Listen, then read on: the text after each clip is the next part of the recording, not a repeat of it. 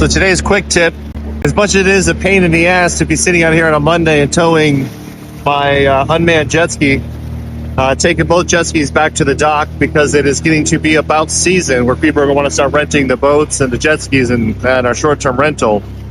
I wouldn't trade it for the world. The worst thing people do in life, especially my young people out there, is you graduate high school and then you go take a job by thinking it's going to make the most money. You're not really quite sure. You just sort of jump into something.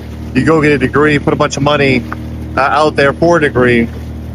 When you graduate high school, I'm a firm believer that you should spend a couple of years just tasting different things. Go volunteer at a couple of different types of careers. Find out what you really love. If you can find a job that you don't want to take a vacation from, something that you actually are truly passionate about, you'll never work a day in your life.